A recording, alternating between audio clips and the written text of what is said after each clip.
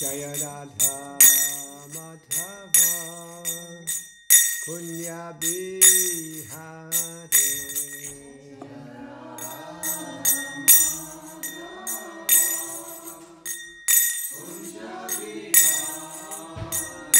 Kapitana Bailaba Girivada Dade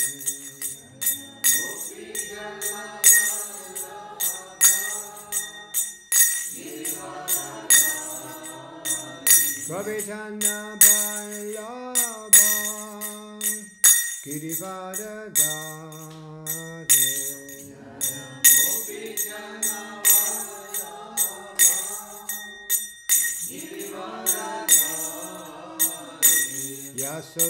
Yasodanandana Vrajajana Ranjana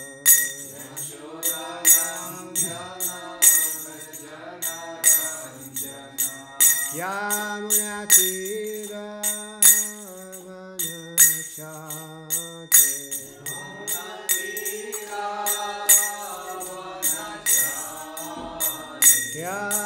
Yamunatira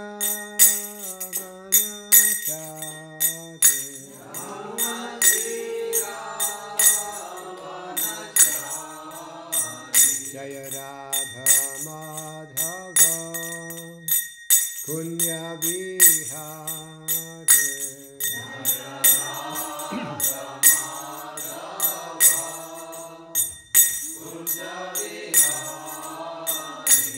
Jaya Radha Madhava Kunya Bihare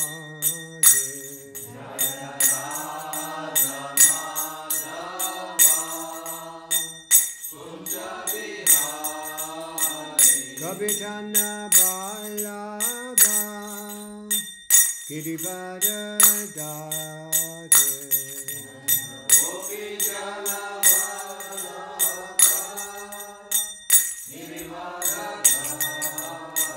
Kapitana Bailaba Girivada Dade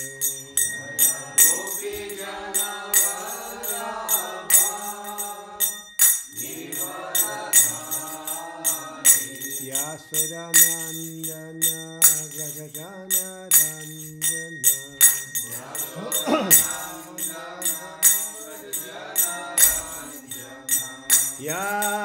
Yamunatira Vanachate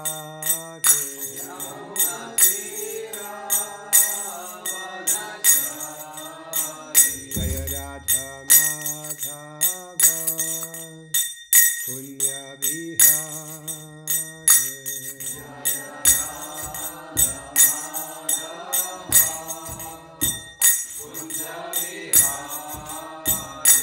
Jaya Radha Madhava Kunya Bihare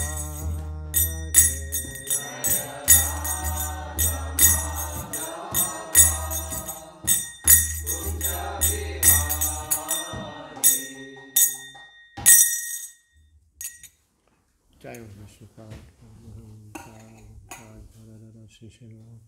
Divine Grace A.C. Bhakti Vedanta Sangha Shubhavad Ki Ananda Kuri Vaishnava Vrinda Ki Jai Namacharya Sthapi Ki Jai Prem Java Shri Krishna Chaitanya Prabhu Nityananda Shri Advaita Gadadhar Shri Vasabhura Bhaktavinda Ki Shri Shri Radha Krishna Gopa Gopinath Shyamukunda Radha Kundi Viran Ki Jai Vrindavan Dham Ki Jai Mathura Dham Ki Jai Narvitam Ki Jai Vamgamai Ki Jai E Yamunamai Ki Jai Tadasi Devi Ki Jai Bhakti Devi Ki Jai Samaveda Bhaktivinoda Ki Jai Gauda Pramanandi All glories to the 74 devotees, all glories to the 74 devotees, all glories to the 70 devotees, all glories to Shri Shri Gauranga, all glories to Shri Prabhupada.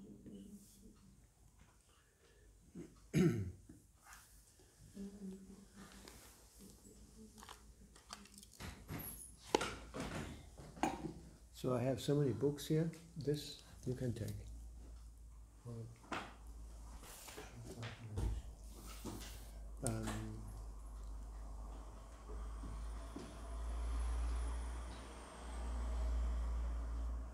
So I was thinking that because it's one of our rules for every day's program that we hear from the Srimad Bhagavatam first.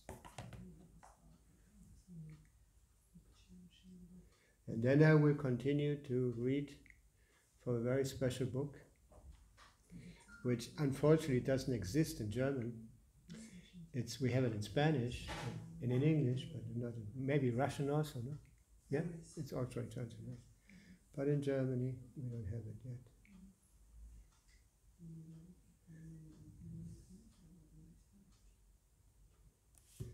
So today's verse of the Srimad Bhagavatam is from the 6th canto. Is it there? You start? Yeah. Okay, 6th canto, 1st chapter, verse 37. Om Namo Bhagavate Vasudevaya. Om Namo Bhagavate Vasudevaya. Om Namo Bhagavate Vasudevaya.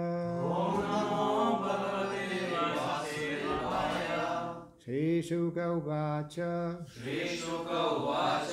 Iti ukte yamadutaiste. Vasudevokta harinaha. Vasudevokta karinaha.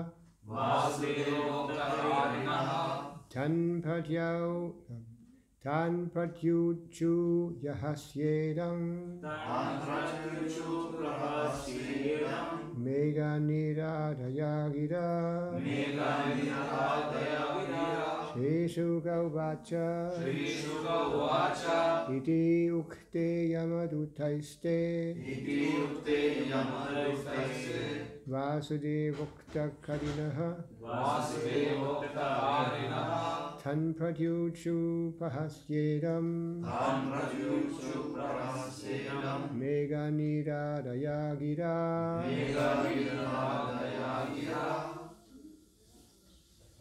Shri Shuka Uvacha. Iti ukte yamadutaiste. Tujaiste. Vasudevokta karinaha. Tan pratyuchu prahasyedam. Mega nirhadayagira. Shuka Uvacha. Iti yukte yamadutaiste. Vasudevokta karinaha. Tan pratyuchu prahasyedam. Mega nirhadayagira. Shri Shuka Uvacha. Iti yukte yamadutaiste. Vasudevokta karina. Pratyucho prahasyedam. Mega nirhadayagira. Ladies, die Damen bitte. Shri Shuka Uvacha. Iti yamadutaiste. Vasudevokta karinaha.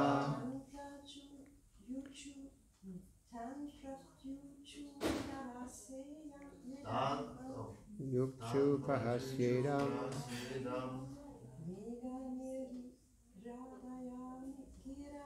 Mega niradhayagira.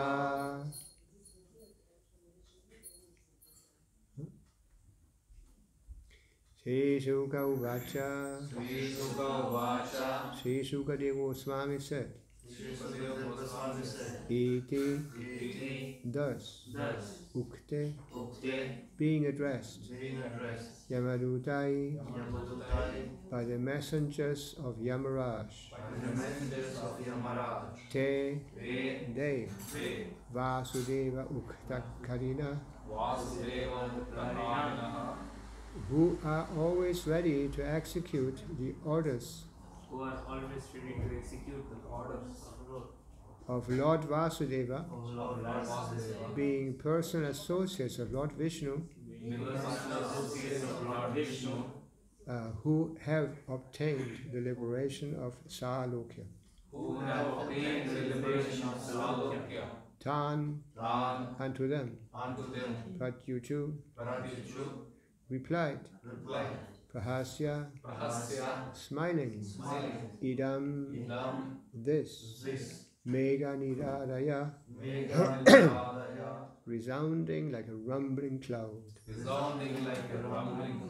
Gira, with voices. Translation and purport by His Divine Grace A.C. Bhakti Shukadeva Swami continued, being thus addressed by the messengers of Yamaraj, the servants of Vasudeva smiled and spoke the following words in voices as deep as the sound of rumbling clouds. Purport. The Yamadutas were surprised to see that the Vishnudutas, although polite, were hindering the rule of Yamaraj. Similarly, the Vishnudutas were also surprised that the Yamadutas, although claiming to be servants of Yamaraj, the supreme judge of religious principles, were unaware of the principles of religious action. Thus the Vishnudutas smiled, thinking, what is this nonsense they are speaking? If they are actually servants of Yamaraj, they should know that Ajamil is not a suitable candidate for them to carry off. So I will just read another verse.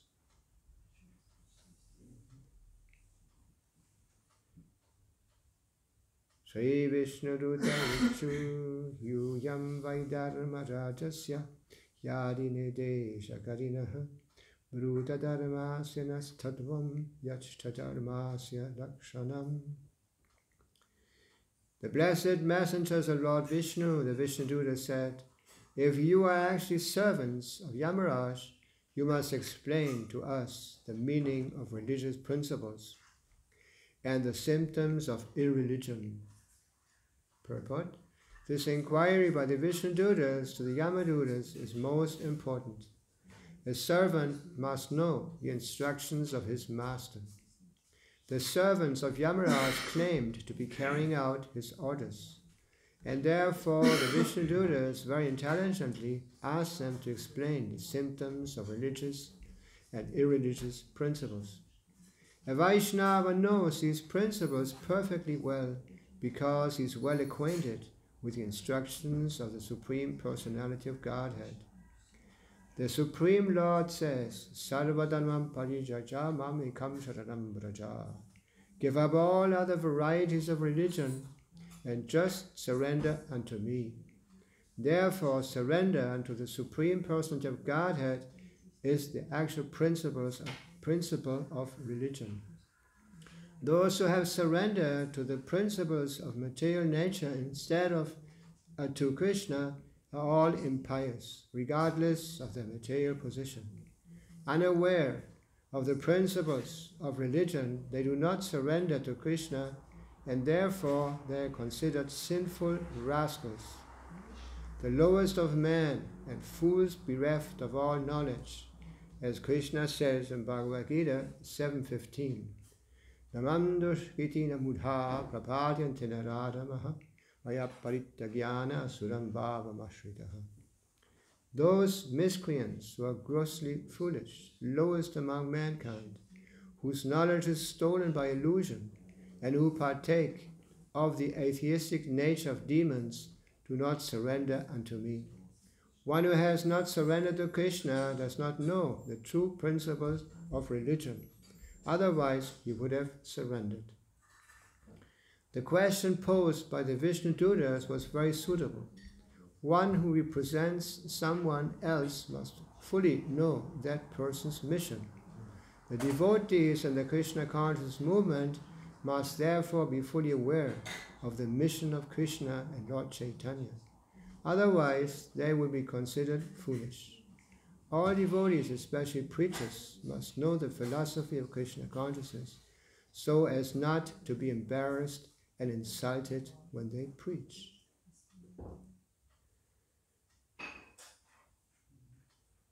So I'll make it short because I'm going to read about Radharani later. So here we hear again about the meeting between the Vishnudutas and the Yamadutas.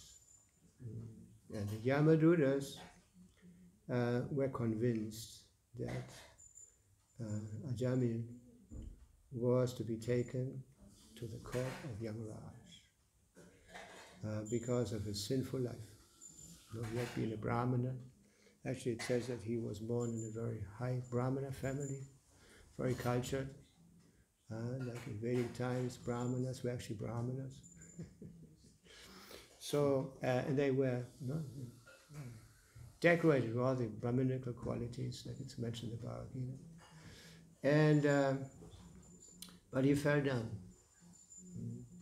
He became distracted from his swadharma, from his duties, and fell down to the mode of ignorance. He was living with a prostitute. Just like I mentioned the other day, I just heard the Prabhupada was saying that nobody would approach ladies of the higher caste, for that purpose. But the Shudranis were actually those who were the victims of these kind of, intentions. And so he had fallen down. He was living in the forest. And he became practically a criminal. And he had a son at a very advanced age of 80 years. I think I mentioned that before. No, Prabhupada said that it itself shows that he was a very, very degraded, very contaminated person. Because according to the Varnashrama Dharma system, especially the ashram system, you're supposed to give up your family life. As Prabhupada always stressed, at 50 years, 50 years, dividing 100 years to 4 parts, first education up to 25 years actually, then 25 years for Grihastha life, and after 25 years, the children or the sons especially, they were already grown up. And so then Vanaprastha, the Grihastha would travel more and more, visiting holy places, until they also separated. The lady went back home and was put under the protection of the sons, and the man would take sannyas. Anyway, so this shows that he was very sinful. But because he was chanting the holy name, Narayan, at the time of death, when the Yamadutas appeared, he was so shocked seeing them, and they described in the Bhagavatam something like Satan, how you say, with horns and horse foods and all that, with a tail even, So he was so shocked, that he just was screaming out the name of his son, because he was so attached to his son. Just like we hear sometimes when grown-up people also, when they're in danger, and scream out, "Mommy, Papi, Is that English? Mommy, Papi? No, this is German. Hoping that they will protect them. But this is pure Maya. This is illusion. Like Prabhupada said, Maya means not that we take something of what is not. Anyway, so he was liberated, according to the Vishnudutas. He was completely freed of all his sinful reactions. And this because he was chanting so, how you say, surrendered. So I said, desperate, practically taken shelter, in the holy name. And it says, without any offenses, he was liberated, completely liberated. And because of that, the Vishnu Dutas appeared. The Vishnu Dutas. And they were completely different to the Yamadutas. They all, actually, like we heard yesterday, we heard that in Vaikuntha, they all have the same forms as Narayan. There's some things that are different. The lock, how you say what? Yeah, Srivatsa and some other symptoms. But they all looked exactly like Narayan. Anyway, so they were very, they were very impressed by these incredible personalities that had appeared. But they had this doubt: what? They're interfering with our duties? They don't know that we are servants of Yamaraj. Yamaraj, they considered Yamaraj actually the supreme controller, because he was kind of the supreme judge. So they thought he was in control, with everything. So then the discussion started, as we hear here. They were asking, how can you interfere with our duties? This is our religious duty. And as we know from Shastra, there's different levels of religion. Different levels. Like when they become a little pious, they start with karma yoga. Gradually become detached, they become purified, more detached, and they're inclined to philosophical speculation. The intelligence becomes more and more awake, and more purified. And then tapasya, tapasya. I had just heard Prabhupada say tapasya means renounce the low kind of pleasure, to achieve higher pleasure. And Prabhupada also sometimes said that actually, India is the life of tapasya. At least it should be. I don't know how it is now. I haven't been there for some time. Anyway, so this discussion continues and continues now. I hope you continue hearing it. And now we stop. Unless there's some quick question before I go over to read about Srimati Radharani, whose day of appearance, auspicious day of appearances today, as we know. Any comment, any question? So Yeah. He wouldn't call his son? Sorry? If Ajahn wouldn't call his son, he would have taken by the Yamadutas, and all his pious life he did before, it would have gone. Yeah, that's it. He was very fortunate that Krishna made him remember the name of Narayan. Due to his past pious activities, he actually gave a name, Narayan, to his son. Sarvasa chaham hridi sanivishto smriti jnanam apahanam cha. It says that Krishna gives us remembrance. How is it? Remembrance, knowledge, and forgetfulness. So in this case, Krishna had inspired him.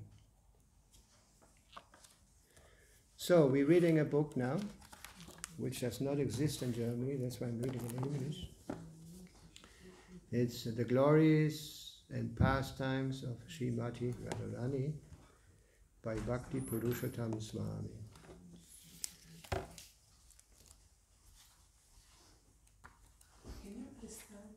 This is a book consisting mostly of quotes, many quotes from Srila Prabhupada, from his books like this. So it's safe. So we start with chapter 1. Who is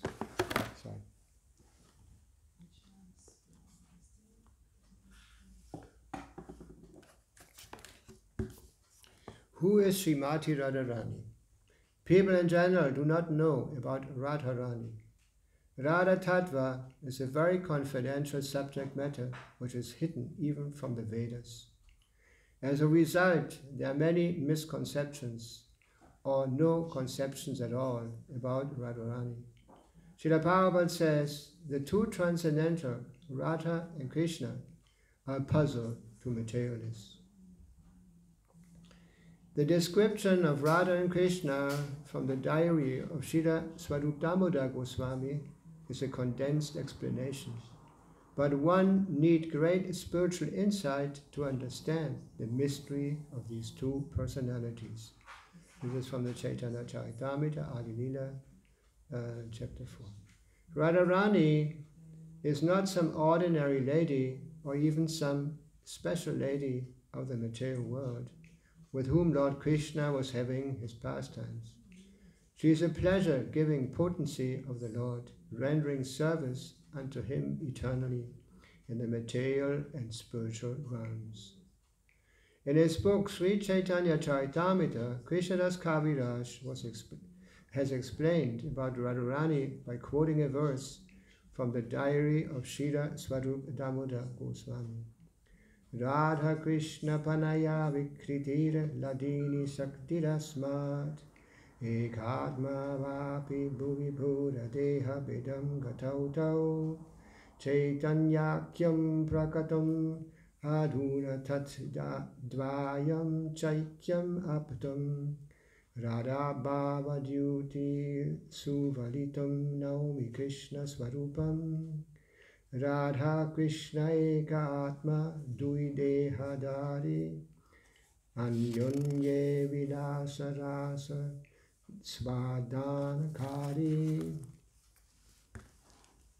The loving affairs of Sri Radha and Krishna are transcendental manifestations of the Lord's internal pleasure-giving potency. Although Radha and Krishna are one in their identity, they separated themselves eternally. Now these two transcendental identities have again united in the form of Sri Krishna Chaitanya. I bow down to him who has manifested himself with the sentiment and complexion of Srimati Radharani, although he is Krishna himself. Radha and Krishna are one and the same, but they have assumed two bodies. Thus they enjoy each other tasting the mellow of love. Purport by Srila Prabhupada. The two transcendentalists, Radha and Krishna, are a puzzle to materialists. The above description of Radha and Krishna from the diary of Srila Swarup Damodar Goswami is a condensed explanation, but one needs great spiritual insight to understand the mystery of these two personalities. One is enjoying in two. Sri Krishna is a potent factor, and Srimati Radharani is the internal potency. According to Vedanta philosophy, there is no difference between the potent and the potency. They are identical. We cannot differentiate between one and the other any more than we can separate fire from heat. In fact, Radharani is the internal potency of Sri Krishna, and she eternally intensifies the pleasure of Sri Krishna. Impersonalists cannot understand this without the help of a Mahabhagavata devotee. The very name Radha suggests that Srimati Radharani is eternally the topmost mistress of the comforts of Sri Krishna. As such, she is a medium transmitting the living entity's service to Sri Krishna. Devotees in Vrindavan therefore seek the mercy of Srimati Radharani in order to be recognized as loving servitors of Sri Krishna.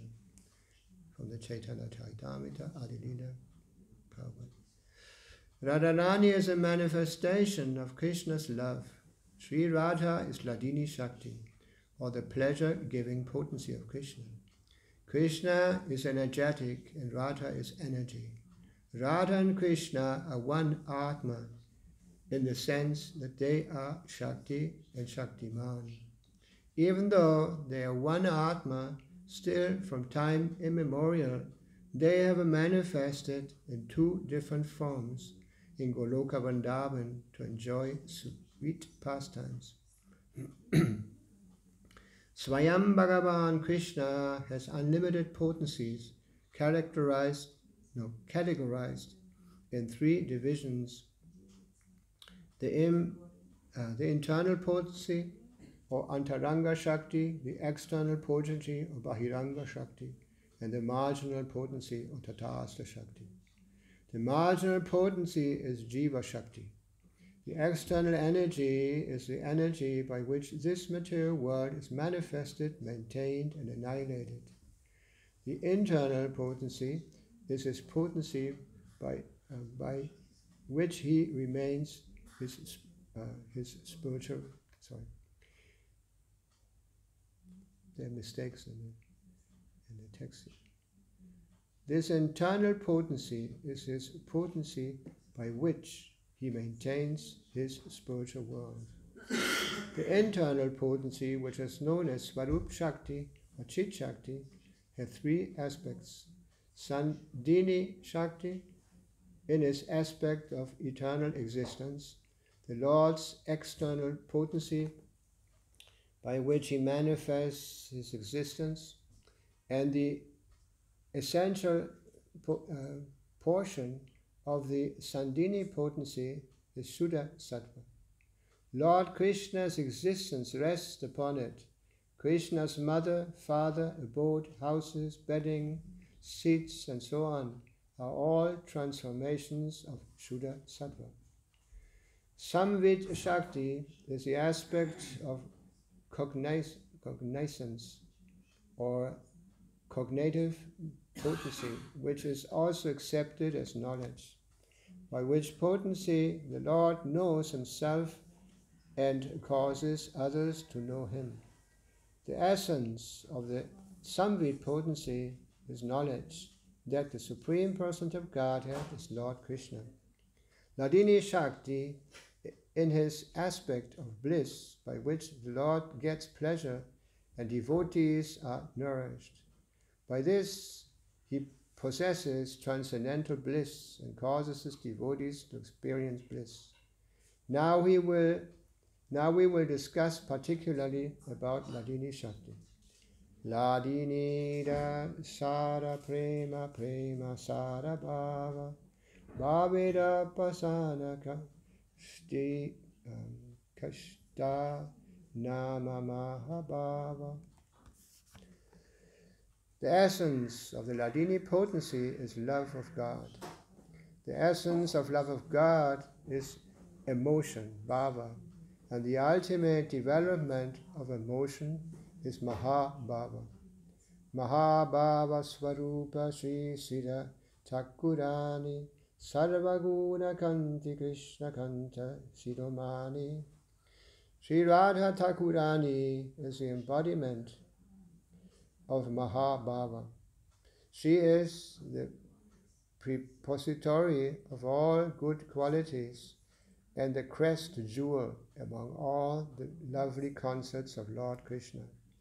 Krishna prema bhavita yandra chittadriya kanya. Krishna prema bhavita yandra chittendriya kaya. Krishna nija shakti rada kridara sadhaya. Her mind, senses and body are steeped in love of Krishna. She is Krishna's own energy and she helps him in his pastimes. Purport. Srimati Radharani is a full sorry for that. This is all not printed in black, in pink. I don't know why, but somebody thought it's nice. Srimati Radharani is fully spiritual as Krishna. No one should consider her to be material. She is definitely not like the conditioned souls who have material bodies, gross and subtle, covered by material senses. She is all spiritual, and both her body and her mind are of the same spiritual embodiment. Because her body is spiritual, her senses are also spiritual. Thus her body, mind and senses fully shine in love of Krishna. She is the personified Ladini Shakti, the pleasure-giving energy of the Lord's internal potency. and therefore she is the only source of enjoyment for Sri Krishna. Sri Krishna can enjoy anything that is internally different from him. Therefore, Radha and Krishna are identical. The Sadhini portion of Sri Krishna's internal potency has manifested the all-attractive form of Sri Krishna, and the same internal potency in the Ladini feature has presented Srimati Radharani, who is the attraction for the all-attractive. No one can match Srimati Radharani in the transcendental pastimes of Sri Krishna. Chaitanya Caritamrita.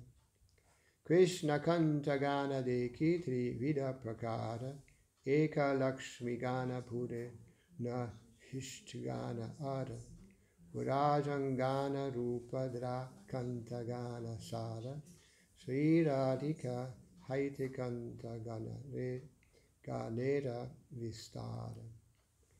The beloved concept of Lord Krishna are the three kinds of goddess of fortune, the queens, the milkmaids of Braja, who are the foremost of all. These concepts all proceed from Radhika. Avatari Krishna Yaiche Karavatara Angsini Radhaite Dina Ganera Vistara. Just as the fountainhead, Lord Krishna, is the cause of all incarnations, so Sri Radha is the cause of all these concepts. Govinda Nandini Radha Govinda Mohini Govinda Sarvasvaha Sarvakata Sidumani. Radha is the one who gives pleasure to Govinda, and she is also the enchantress of Govinda. She is the be-all and all of Govinda, and the crest jewel of all his concerts. Chaitanya Charitamrita. In Brihad Gautamiya Tantra, it has been stated, Devi Krishna Mai Prokta Radhika Paradevata Sarva Lakshmi Mai Sarva Kanti Samohini Pada. The transcendental goddess Srimati Radharani is a direct counterpart of Lord Sri Krishna. She is the central figure of all the goddesses of fortune. She possesses all the attractiveness to attract the all-attractive personality of Godhead. She is the primeval internal potency of the Lord. Jagat Mahana Krishna Tanhara Mohini Ataeva Samastera Paratakurani. Lord Krishna enchants the world, but Sri Krishna, Lord Krishna enchants the world, but Sri Radha enchants even him. Therefore she is the supreme goddess of all. Radha Purna Shakti Krishna Purana Shaktiman Duiva Suberanai Shastra Paramana. Sri Radha is the full power, and Lord Krishna is the possessor of full power. The two are not different, as evidenced by the revealed scriptures. Radha Krishna Ishasara Eka Hiswarupa Lila Rasa Svadite Davidui Rupa. Thus Radha and Krishna are one, yet they have taken two forms to enjoy the mellow of pastimes. Chaitanya Charitamrita. Radhika Hayena Krishnera Panaya Vikara Swarupa Shakti Ladini Nama Yanhara. Srimati Radhika is a transformation of Krishna's love. She is his internal energy called Ladini. Ladini Karaya Krishna Ananda Svadana Ladini Radharaha Kare Bhattera Bhusana.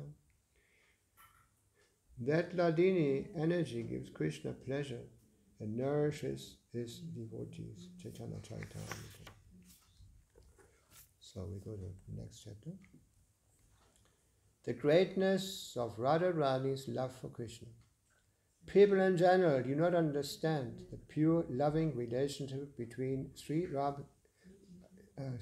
Mati Radharani and Sri Krishna. Radharani's loving affairs with Krishna are not ordinary, mundane loving affairs. One must understand the pure form of Radharani's love for Krishna.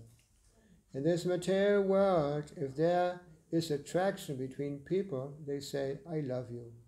But actually this word love is not a word to be used in this context, but only for the unalloyed loving relationship between Krishna and the living entities. Love means there's no self-interest, that one works only for the satisfaction of Lord Krishna. Because material love is always based on sense gratification, it is actually lust, not love. When some people read in scriptures about the loving relation between Radha and Krishna, immediately they think of material love. But the loving relation between Krishna and Radharani is pure love, because Radharani is loving Krishna only for his satisfaction. In fact, Radharani is Krishna's internal potency, whose business is to give pleasure to Krishna.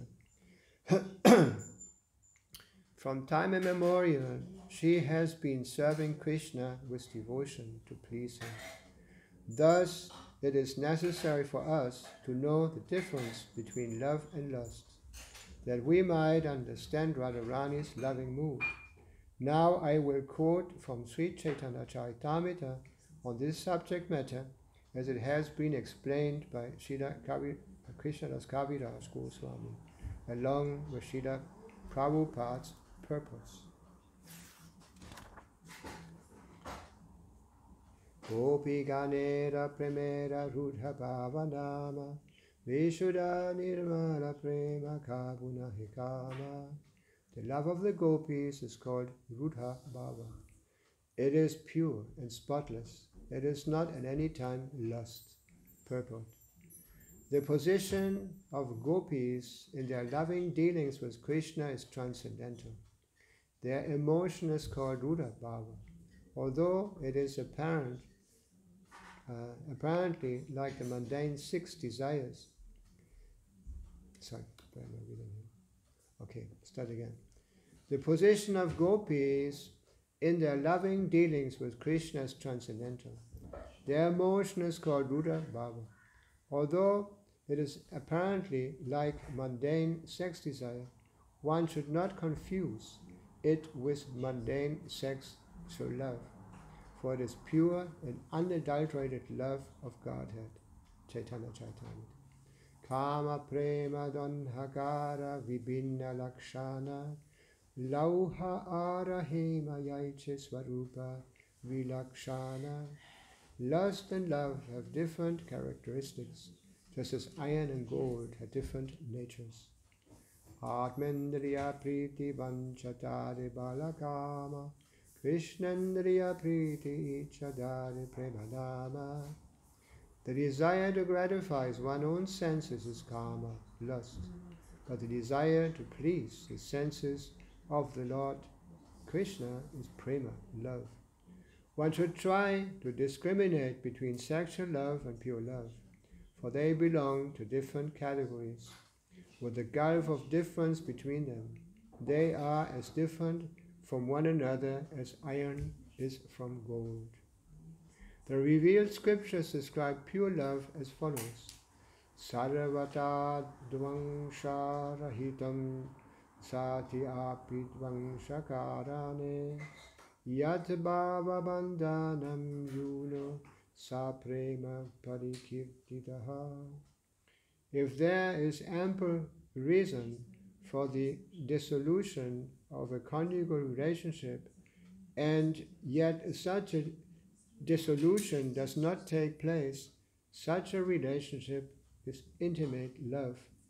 Of intimate love is called pure. I'll read it again. If there is ample reason for the dissolution of a conjugal relationship, and yet such a dissolution does not take place, such a relationship of intimate love is called pure. The predominated gopis were bound to Krishna in such a pure love. For them, there was no question of sexual love based on sense gratification. Their only engagement in life was to see Krishna happy in all respects, regardless of their own personal interests. They dedicated their soul only for the satisfaction of the Supreme Personality of Godhead, Krishna. There was not the slightest tinge of sexual love between the gopis and Krishna. The author of Sri Caitanya Caritamrita asserts with authority that sexual love is a matter of personal sense gratification. All the regulative principles in the Vedas pertaining to desire for popularity, fatherhood, wealth, and so on are different phases of sense gratification. Acts of sense gratification may be performed under the cover of public welfare, nationalism, religion, altruism, ethical codes, biblical codes, health directives, fruitive action, bashfulness, tolerance, personal comfort, liberation from material bondage, progress, family affection, or fear of social ostracism, or legal punishment. But all these categories are different subdivisions of one substance, sense gratification. All such good acts are performed basically for one's own sense gratification. For no one can sacrifice his personal interests while discharging these much advertised moral and religious principles. But above all this is a transcendental stage in which one feels himself to be only an eternal servant of Krishna, the absolute personality of Godhead. All acts performed in this sense of servitude are called pure love of God, because they are performed for the absolute sense gratification of Sri Krishna. However, any act performed for the purpose of enjoying its fruits or results is an act of sense gratification. Such actions are visible sometimes in gross and sometimes in subtle forms. Chaitanya Charitamrita. Srila Krishnadas Kaviraj Goswami continues, the object of lust is only the enjoyment of one's own senses, but love caters to the enjoyment of Lord Krishna. No, but love caters to the enjoyment of Lord Krishna, and thus it is very powerful. Social customs, scriptural injunctions, bodily demands, fruitive action, shyness, patience, bodily pleasures, self-gratification, and the path of Varnashrama Dharma, which is different to give up, the gopis have forsaken all these along with their families and suffered their relatives' punishments and scolding, all for the sake of serving Lord Krishna. They render loving service to him for the sake of his enjoyment. That is called firm attachment to Lord Krishna. It is spotlessly pure, like a clean cloth that has no stain. Therefore, lust and love are quite different. Lust is like dense darkness, but love is like the bright sun. Thus there is not the slightest taint of lust in the gopis' love. Their relationship with Krishna is only for the sake of his enjoyment. O dearly beloved, your lotus feet are so soft that we place them gently on our breasts, fearing that your feet will be hurt. Our life sets only in you. Our life rests only in you. Our minds, therefore, are filled with anxiety that your tender feet might be wounded by pebbles as you roam about in the forest path. The gopis do not care for their own pleasure or pains. All their physical and mental activities are directed towards offering enjoyment to Lord Krishna. They renounced everything for Krishna. They have pure attachment to giving Krishna pleasure. O my beloved gopis, you have renounced social customs, scriptural injunctions, and your relatives for my sake. I disappeared behind you only to increase your concentration upon me. Since I disappeared from for your benefit, you should not be displeased with me. Chaitanya Caritamrita. So these are all quotes from Chaitanya Caritamrita. And now we go to the next chapter here. Sri Radha's name in the Vedas, Upanishads and Puranas. Stotram Radhanam Pate Giravaho Vidayasyate. Hero, Radhanath, this kind of stotra, which is very much befitting for your glorification and your opulence vibhuti, let all these be true and lovable.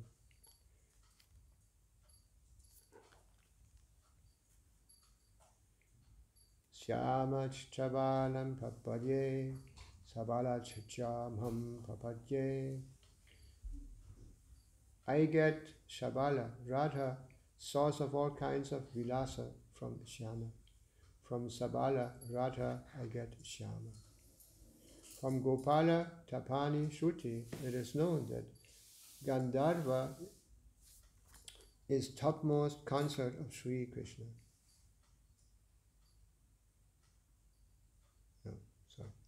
From the Gopala, Tapani, Shruti, it is known that Gandharva is topmost consort of Sri Krishna. In Mathura Mandala, there is Goloka Dham, where two-handed form of Shamashunda, Govinda, is residing eternally. Anyway.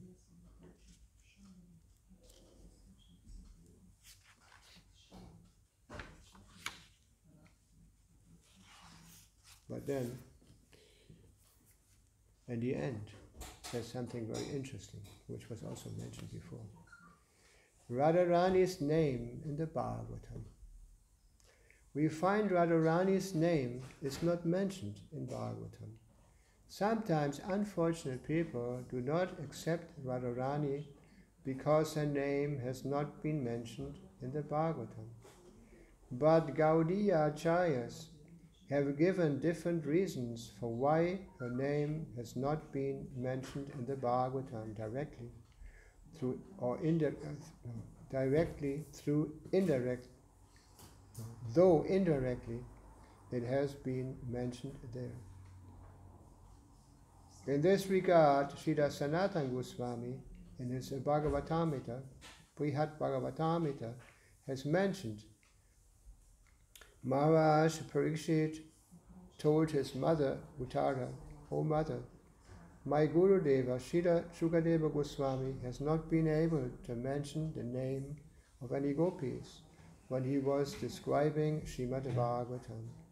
The reason for that is, if he would pronounce the name of any gopi, then in their remembrance he would feel acute burning love, and thus would feel very much ecstasy, which would make his throat choked and make him unable to recite Bhagavatam.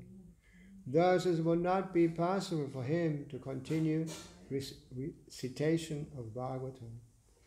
Bhagavata Katha would be disrupted. That's why during the description of different pastimes like Rasa Lila, though he has explained the great mood of love, he did not mention anyone's name.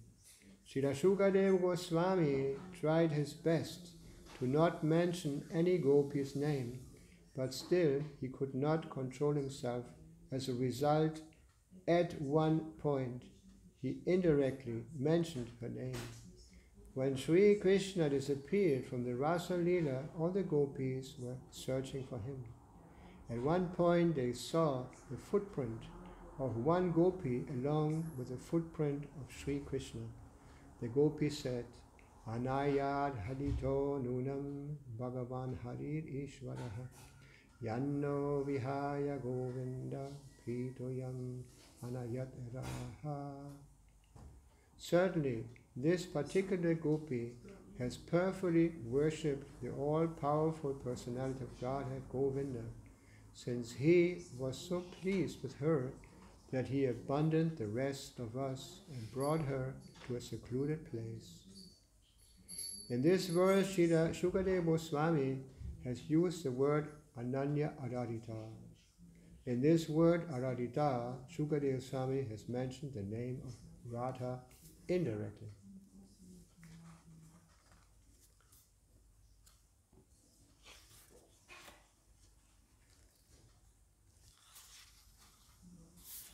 Let's read something from the 5th chapter now. Radharani's appearance in Goloka. In Goloka, Vrindavan, there's a place called the Rasa Mandala. On one side of the Rasa Mandala, there's a mountain called Satashringa. You know that? No? You know that mountain? In Vrindavan? Yeah. No. This mountain appeared in Buluka as Govardhan. Govardhan. Okay. In Vrindavan, there are nice gardens of Malati and Malika flowers. The Lord of the universe, by whose mere desire everything happens, was sitting in that garden on a beautiful Vana Singhasana. He had the desire to enjoy, and as soon as this desire came to his mind, immediately from his left side appeared a very beautiful devil, a Devi. Occasionally, what am I saying? Devi. She was decorated with valuable jewels and wore cloth purified by fire. She was dazzling like millions of moons. Her body was the color of molten gold. She was illuminating everything with her radiance. When she smiled, her teeth were very attractive. Her face defeated the beauty of the lotus flower in autumn. She was wearing a flower garland of malati and a diamond necklace. Her bodily effulgence was brilliant like the sun in summer season. She was sitting next to Krishna on the Ratna Singhasana. Thus the Lord appeared in two forms. From the left side of his body appeared Srimati Radharani, and the right side of his body appeared Sri Krishna.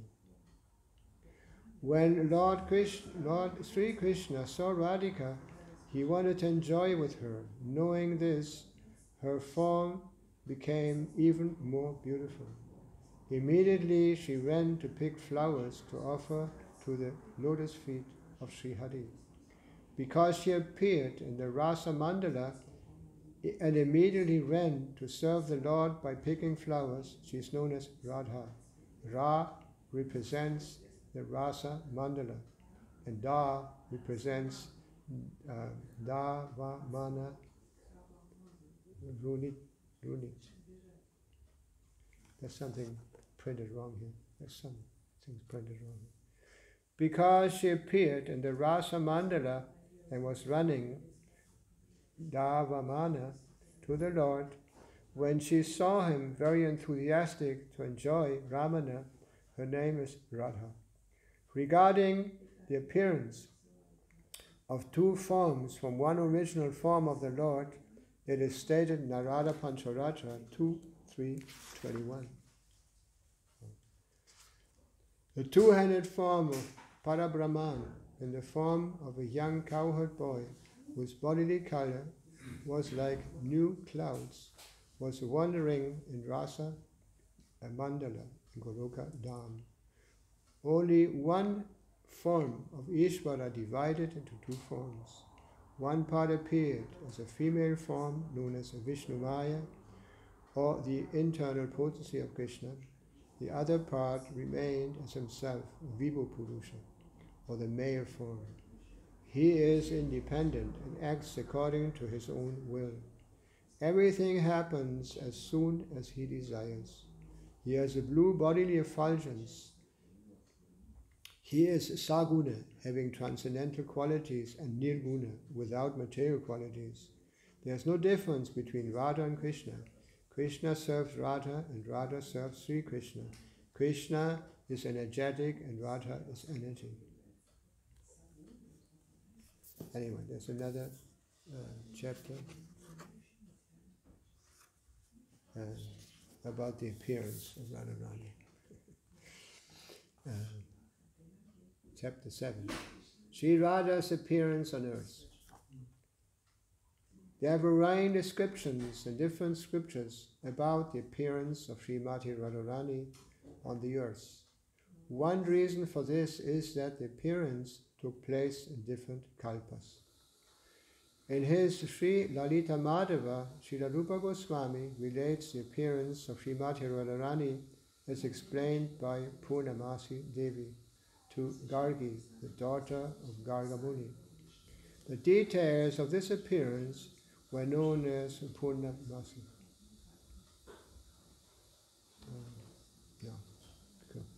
In the Sri Lalita Madhava, Srila Rupa Goswami relates the appearance of Srimati Radharani as explained by Purnamasi Devi to Gargi, the daughter of Garga Muni.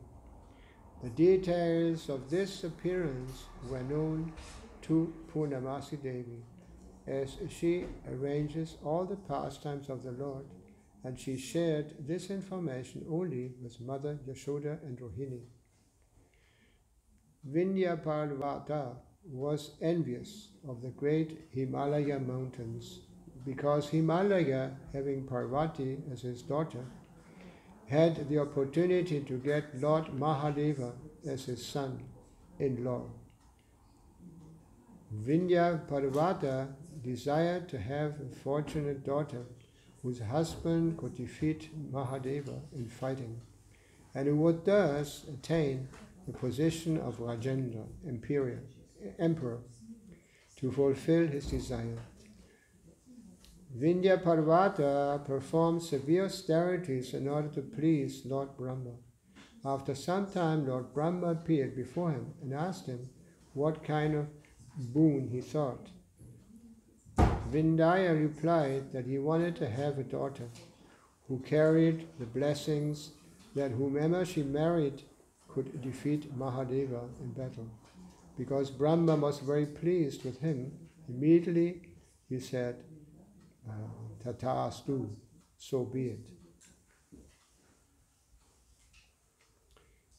Vindhya was very happy to receive the boon from Lord Brahma.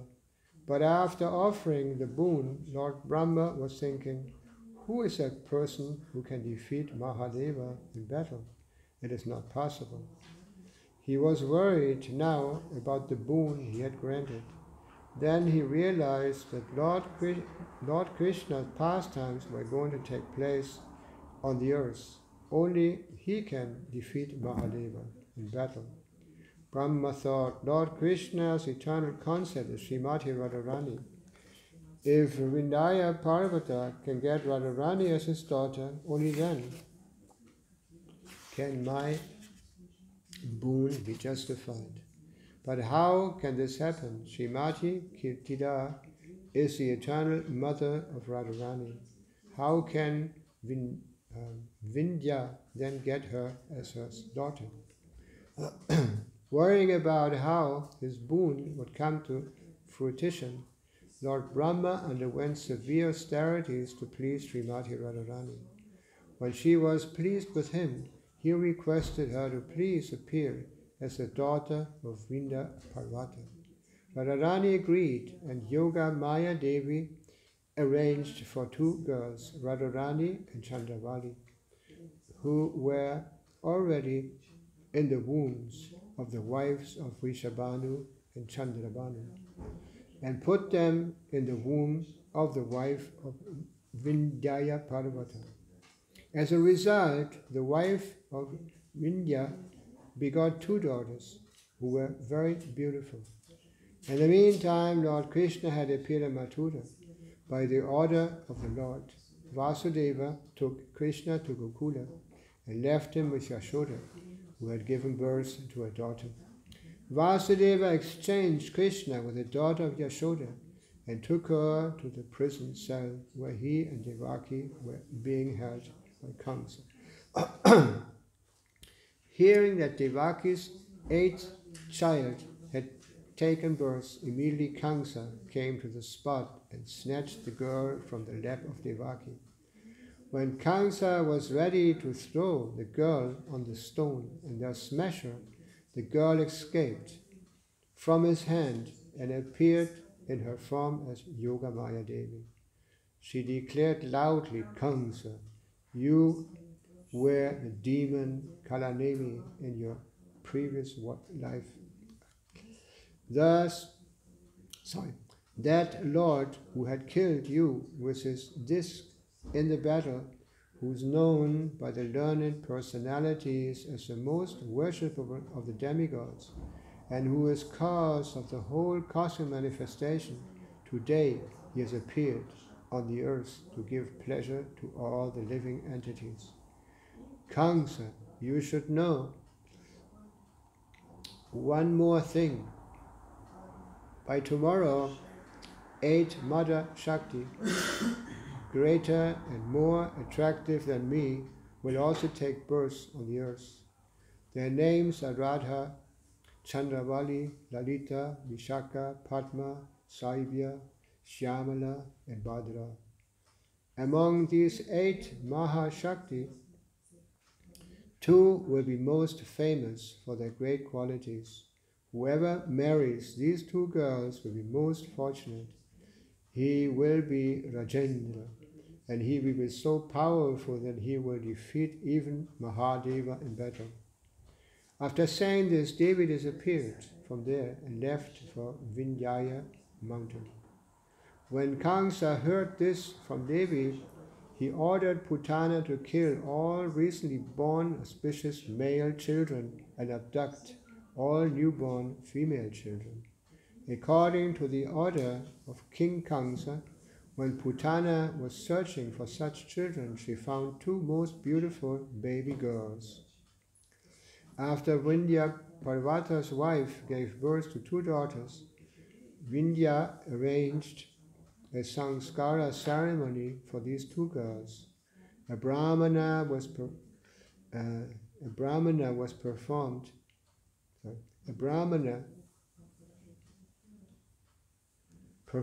the yajna with the 2 daughters present. When Putana saw these 2 most beautiful girls, immediately she picked them up and started to fly away in the sky. King Vidya became very worried and ordered the Brahmana to chant mantras to kill the demon who was stealing his daughters.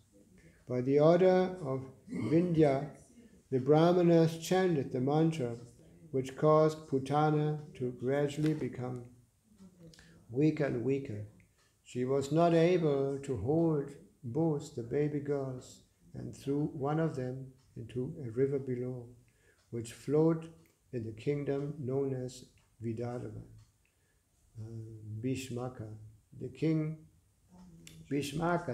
of Vidarbha, found the girl and kept her with him until the age of 5. At that time, Jambavan was reciting. Maybe somebody else can read. That's too strange for me. Would you like to read? Yeah, would you like to? Yeah, I can read. Yeah. I put some markers also where you can continue. I also have a strong German accent. Definitely. Maybe this in red color. Yeah.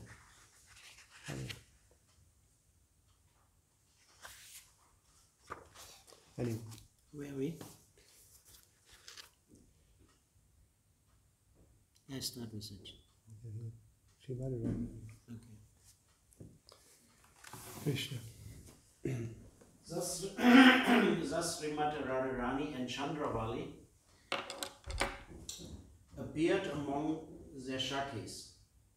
This information was given by Nara Muni to Purnamasi Devi. There's another description of the appearance of Srimati Radharani on this planet. Once Surya Dev Banu worshipped Lord Srihari with the desire to get Gokuleshwari as his daughter. The Lord was pleased with Surya and agreed to fulfill his desire. On the earthly planet, in Goloka Mahavan, there's a village called Rava. In that village, there was a king amongst the cowards named Mahabanu. He had 5 sons, Chandrabanu, Ratnabanu, Rishabhanu, Subhanu, and Pratibhanu. Each of them was very sober, self-controlled, and were great Vaishnavas. Amongst these 5 brothers, Rishabhanu was selected to take up the position on the throne. This Rishabhanu was none different than Surya Dev Banu Dev. King Rishabhanu performed hundreds of Raj Surya Yagyas for the pleasure of Lord Srihari and observing religious practices in all respects. He was a great Raja Rishi, and everyone worshipped him for his great qualities. At that time, there was another very rich cowherdman living in Braj called Bindu. His wife's name was Mukara. Bindu had fathered 5 sons and 3 daughters from the womb of his wife Mukara. The 5 sons were Bhadrakirti, Chandrakirti, Mahabala, Mahakirti, and Srida. His daughters' names was Banu Mudra, Kirtimati, and Kirtida. According to some Puranas, another name of Kirtida is Kalavati. King Vishabhanu married Kirtida, the daughter of Bindu. Even after many years had passed, still they had no child. Both of them were passing their days in great distress and trying their best to conceive a child by performing different kinds of yagyas, giving in charity, performing special pujas and archana, and traveling to different holy places.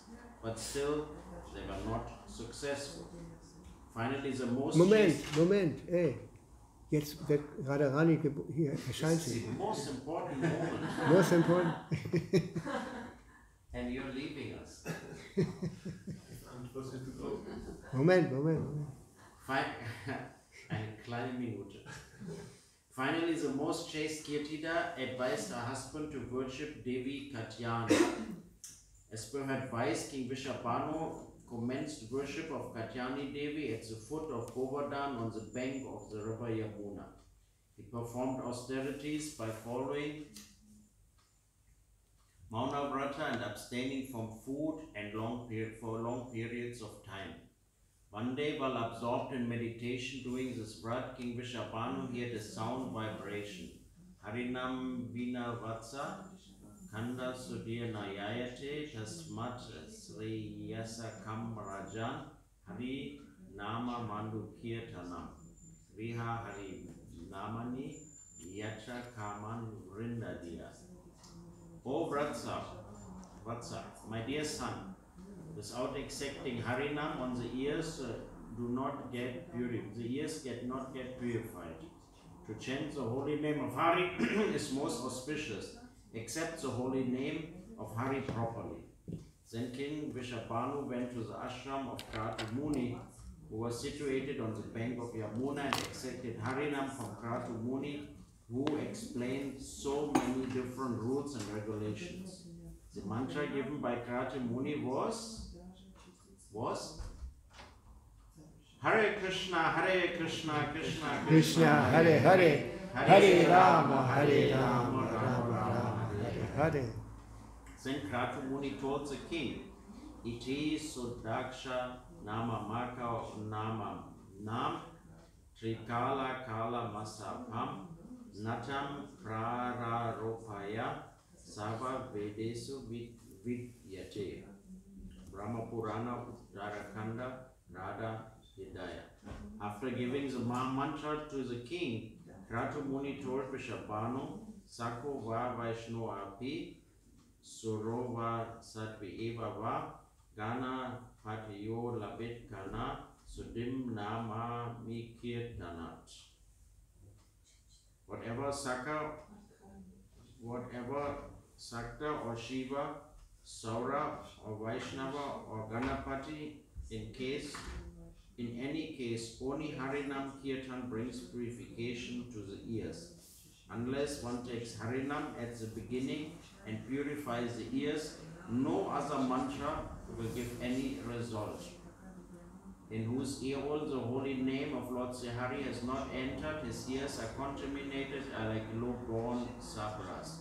O King, the Harinam, which I have offered to you, has been glorified by Srila Vyasadeva when once he was asked by Sutta Goswami. Brahma has also taught the process of chanting Harinam to Angira Muni. You should engage yourself in chanting this mantra with full concentration. After receiving this Maha Mantra from Kratu Muni, Vishapanu offered his prostrated obeisances and came back to the bank of Yamuna, where he sat and chanted the mantra with devotion. After some time, Caitanya Devi, being very pleased with King Vishapanu, appeared in front of him. The king offered his obeisances and prayers unto Caitanya.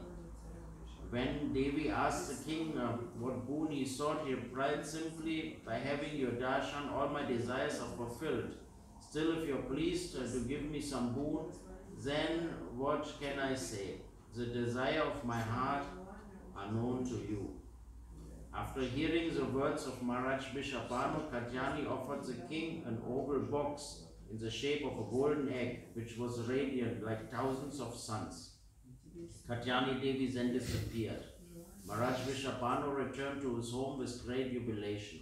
After some time, as a result of the service to Harinam, which was the essence of the Vrata of Kirtidan Vishapanu, Srimati Radharani appeared on the most auspicious day at the most auspicious moment. She was very tender and most beautiful, like a golden champaka flower. The third description of the appearance of Srimati Radharani is told as follows. Once King Vishapanu was immersed in the waters of the Yamuna, meditating upon the Lord. Suddenly a 1,000-petaled lotus flower came floating towards him and touched his body. When he opened his eyes, he saw the most beautiful molten golden-colored girl lying on the lotus and moving her hands and legs. As the king had no child, he was very happy to receive this girl. He brought her to his palace and gave her to his wife Kirtida.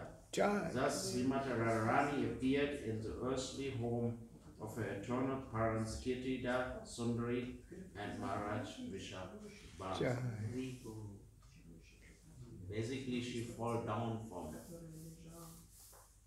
Bhusana. Now I don't remember. One of the markers is for that Radharani was actually blind.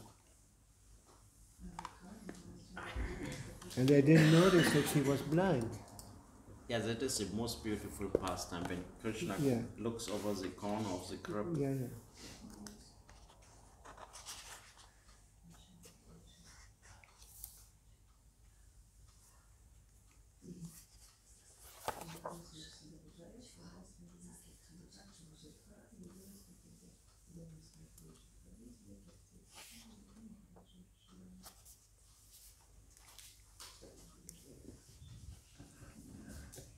Chapter 15.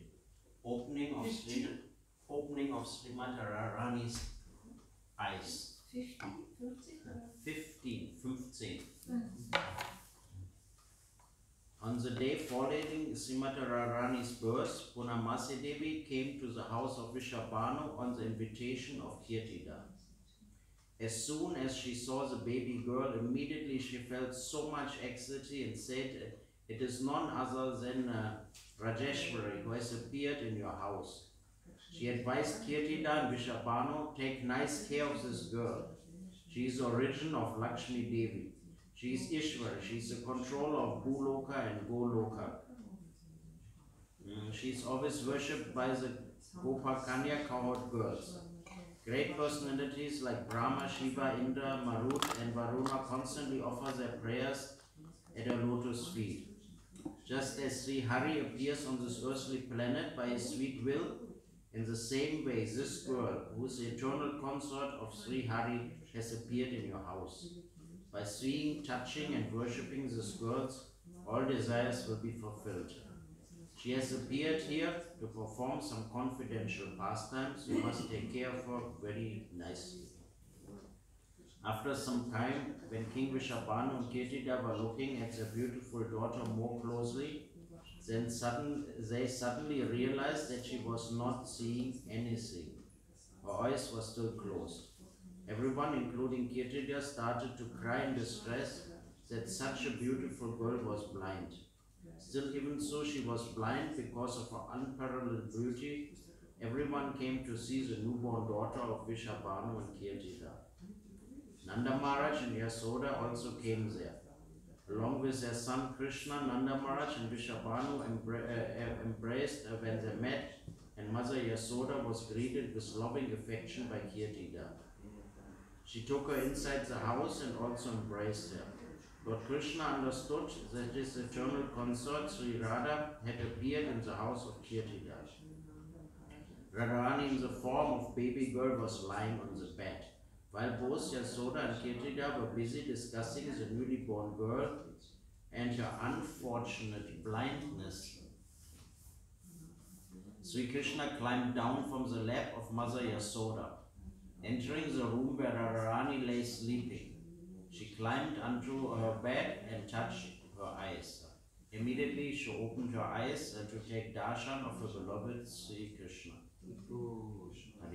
When Kirtida and Yasoda saw Radharani's eyes had opened, they were very happy and immediately shared the news with everyone present. There was much jubilation in the home of Maharaj Vrishabhanu and Mother Kirtida.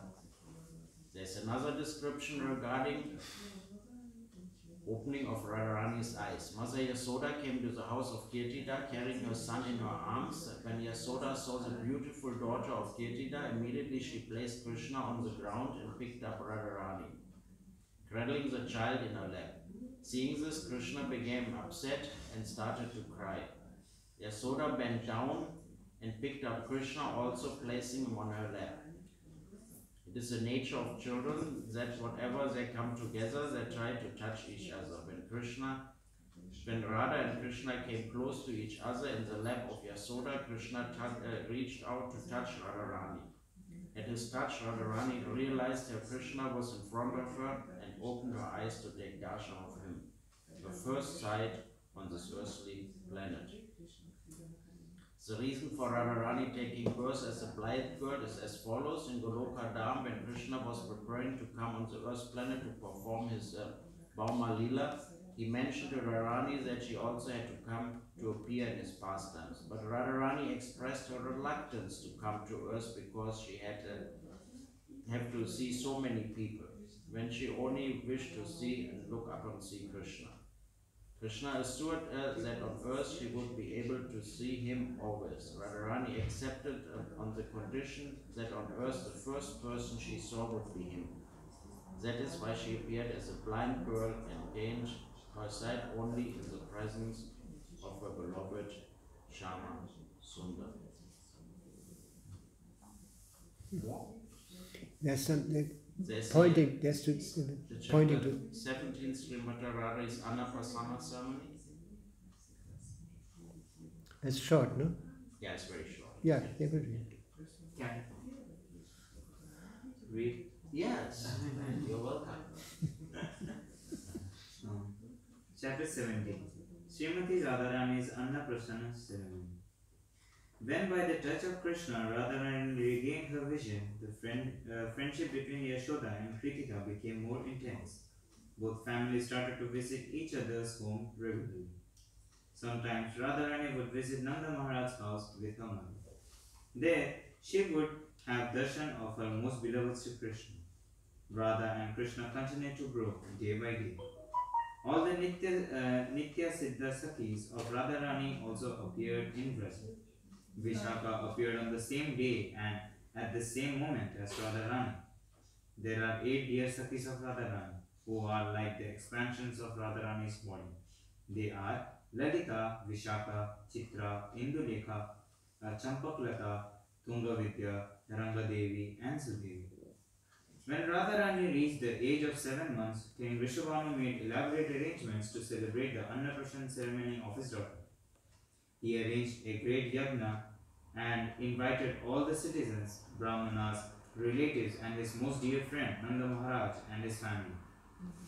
When Purnamasi, Mother Rohini and Balaram and Mother Yashoda and Krishna all came to attend the ceremony, when everyone was enjoying a sumptuous feast, Radharani took one morsel of prasada from Krishna's plate. While all the ladies were busy discussing their household matters, Krishna and Radharani, in the mood of childhood, met and drank the beauty of each other like chakora birds drink the moonlight. Radharani manifested a wonderful beauty and sweetness, just as a lotus manifests its beauty when it comes in contact with the sunlight.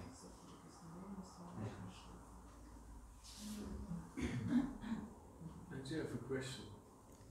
Hast nicht mehr so eilig, ja? Eigentlich schon, aber there's also another description of appearance of Radharani that Vrishabhanu was in the field and he was like Yeah, geflügelt. yeah. No, that was Sita. Sita Devi. Sure? Because No, this is also here. Yeah? It actually comes up there too, Yeah. but I don't remember now where it was. And then he was like, er hat das Feld gepflügt, Yeah, and then he found her in the field. yeah, So yeah. now I'm wondering, we have like 3 descriptions of the appearance of Well, they're all Radharani. transcendental, you know. Two are matching, isn't it? She fall down when she was taken. When Bhusana take her, dropped her in the river, so she followed the lotus and Vrishabhanu found her. So these two are like absolutely matching, right? It's even mentioned there that she appeared without father and mother or something. Yeah. Yeah. That is when Katyani gave her the golden egg. Katyani gave her.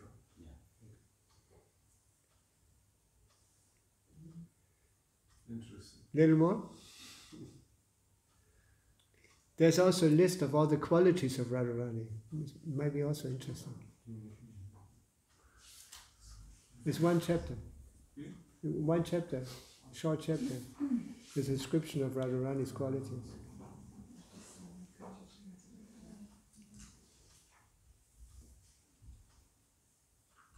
In the beginning, no, first part. Give me the book. Unfortunately, we have to go, Kumar. Oh, what a We're pity. going to Harnamadesh now. Oh, yeah? Sharnamati invited us to Harnamadesh. So, we have to go now. Okay, good luck.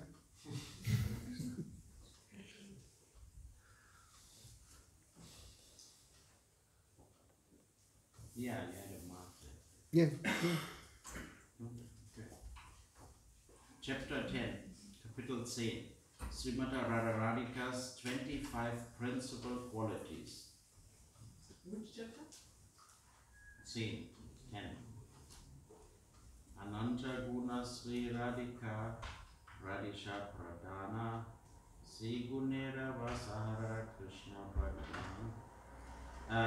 Similar, Srimata Radharani had unlimited transcendental qualities, of which 25 qualities are principal.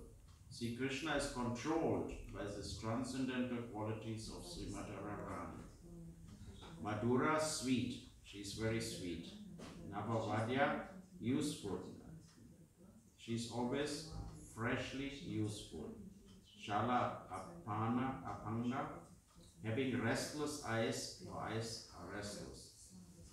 Ujjwala Smita, having a bright smile, she smiles brightly. Charu Saubhagya Rekha Adya, possessing beautiful auspicious lines on her body. She has beautiful auspicious lines. Gandhara Unamida Madhava, she is by the wonderful fragrance of her body exciting Krishna. She makes Krishna happy with her bodily aroma. Sangita Prasara Abhijna, knowledge in the expansion of songs. She's very expert in singing. Ramyava, having charming speech. Her speech is charming. Nama Pandita, learned in joking. She's very expert in joking and speaking pleasingly. Vinita, humble. She's very humble and meek. Karuna Purna, full of mercy. She's always full of mercy. Vidagha, cunning. She's cunning. Pratva Anvita, expert in performing her duties. She's expert. Cunning, was ist das in Deutsch? Cunning? Cunning, Vidagha. Na, was in Deutsch? Cunning. Cunning? Tricky? Huh? Smart. No, smart. Sly, smart. So. Sly. Was heißt sly auf Deutsch? Lichtig. Nein. Trickreich. Ah, trickreich. Okay. Cunning ist...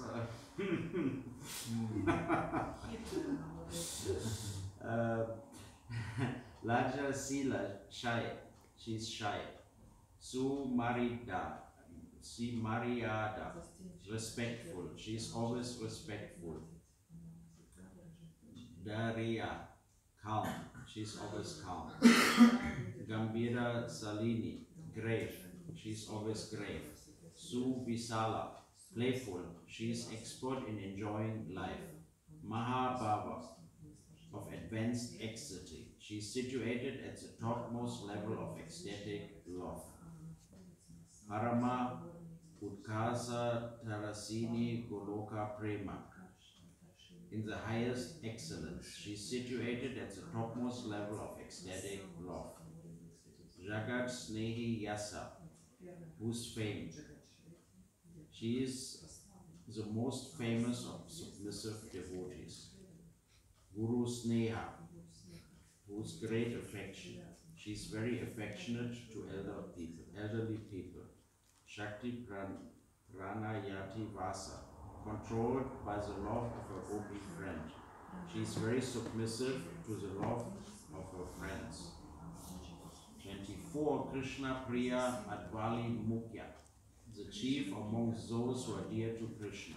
She is the chief gopi.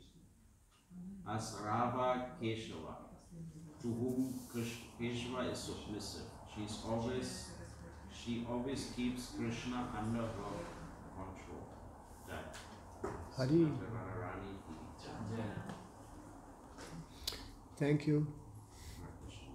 Thank you for giving us a chance to serve. Well, any question or comments or something?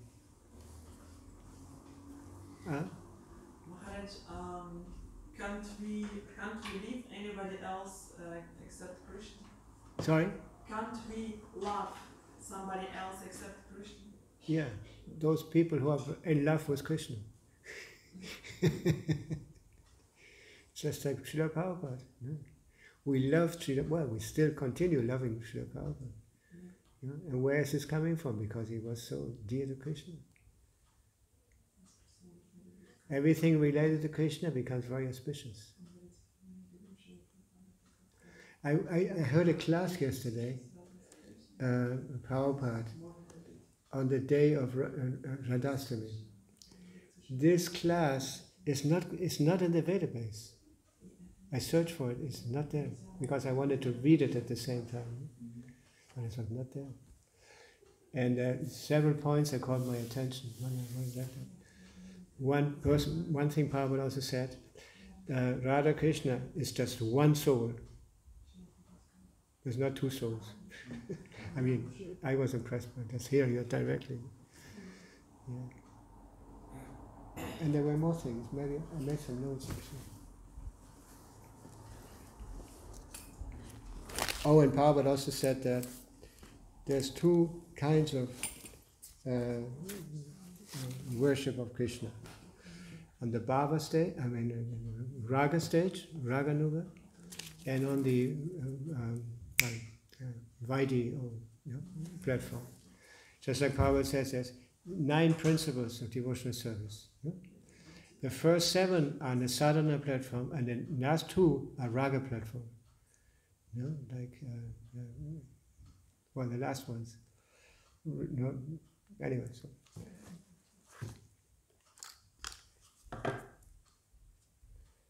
And he said one cannot come to the raga platform unless there was Vaidhi Bhakti first. If one goes directly to raga, it becomes sahaja, disturbance in society. Anyway. And Krishna is a supreme pure. Normally, when you, depending on your association in the material world, you become influenced, no? by the mode of the association. But Prabhupada said that Krishna is supreme pure. That means everyone who comes in touch with becomes purified. You know? It's not that Krishna becomes influenced by anything. Then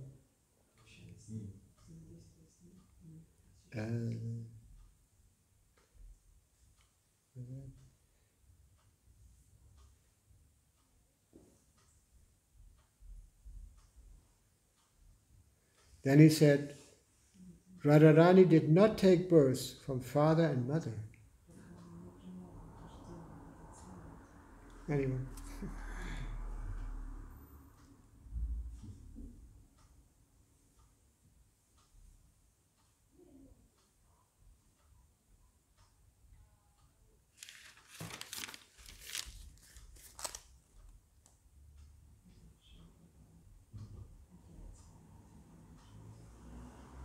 Oh, and just like Baba said that, just like Radharani is not an individual soul. He says that similarly gopis also, they are the same qualities. Of course, we heard also from the Krishna book that sometimes somebody is elevated to that platform. Just like I remember in the Ramayana it says that there were some sages and observing Ramchandra in the forest, and they became so attracted they wanted to have a conjugal relationship with Ram, and they appeared when Krishna appeared as gopis. But yesterday I heard the Prabhupada said the gopis. I mean, obviously the Shakti Tattva, and material Tattva. Did you understand? Could you figure out what I said? Yes. I'm not so good at speaking English anymore, because normally I only speak Spanish. That's why I also have to ask all the time, how do you say in German?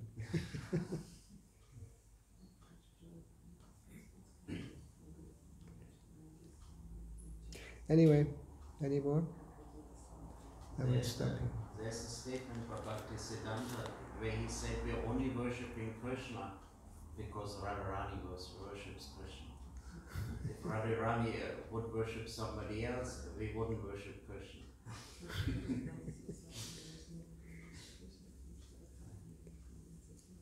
Yeah, then Prabhupada also said something that that's pretty heavy. confirmed that Prabhupada said in this class, he said, I never speak in public about Radha and Krishna. Yeah. And this was, I guess, surely Prabhupada expected that also from us.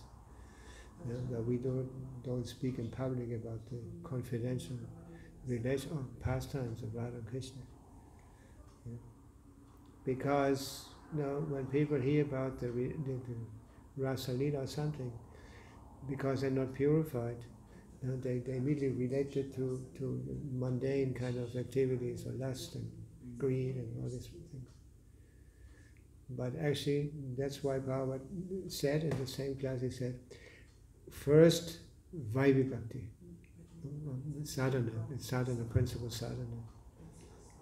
And then Prabhupada, the same thing Prabhupada said in the same content, he said, and there are 64 principles to follow, like mentioned in the Nectar of Devotion. Of course, we know, no, Rupa Goswami told us that actually 5 principles are most important. And these principles by themselves are so powerful that they, how you say, reawaken, no, our loving relationship with Krishna in the heart. The 5 principles like Sadhu Sangha, Nama Kirtana, Bhagavata Shravana, Mathura Vasa, and Srimutiya Sadaya Sevana. No, association with devotees, chanting the holy name, hearing the Bhagavatam, like it says the Bhagavatam, regularly, like every day.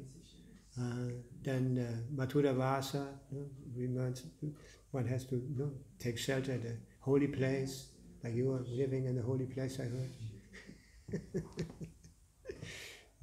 And Sri Murtira Shraddhaya Sevana. Worship the deities with Shraddha, with a full conviction in the heart when it's dealing with Krishna. Shraddha and Seva, service, not just come and pay obeisances and go, or ask some favors the deities. But actually doing Seva.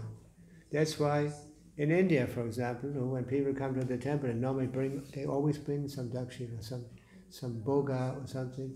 They have these big boxes in front of the altars where people put their offerings like that. Yeah. And I doubt that many people put money in there.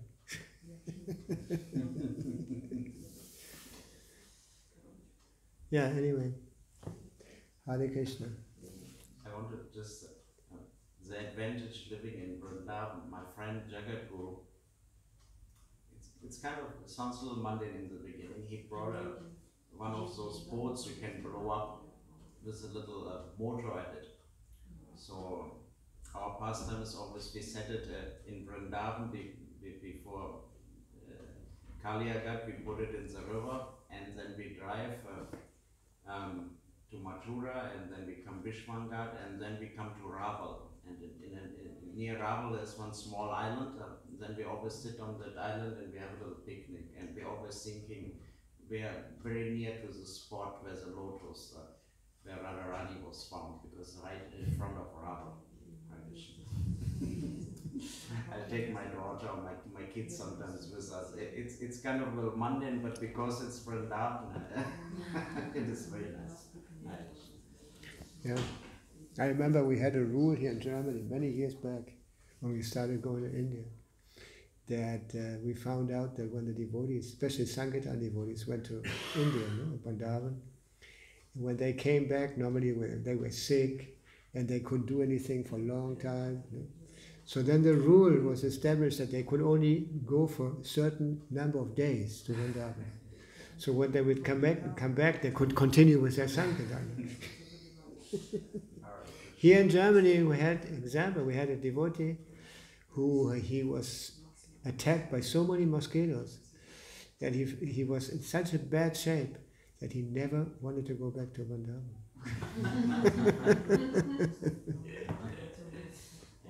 The temple is also Vrindavan. I went to Vrindavan once with Astarata. He was our pujari here in Germany, main pujari. And I was supposed to accompany him, and so he would buy things for the deities. And then they didn't want us to stay at the temple, Krishna Balaram, because it was a construction site. No? And so we went to one place in Vrindavan, some Dhamshala, something where we could stay overnight. And then they had a marriage ceremony there, And somebody had dressed up like Krishna and all this, Vrindavan. And then we made a mistake. We took some of the prasad, they offered us. And we became so sick, So then when we came back, we were just like skeletons. Devotees didn't even recognize us, So there was instant karma, Anyway, I shouldn't have mentioned that. But I did it anyway. Hare Krishna. So today is Radhastami, and I was thinking that because normally Like when I was in Sweden, we celebrated Janmashtami and Srila Parvati Vyasa Puja there. And I was used to, on these days, read directly from Krishna book or something like that for the devotees.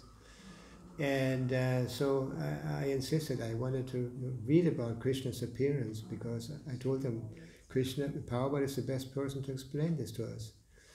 And then later on the ceremony was in Korsnäs, in the BBT place.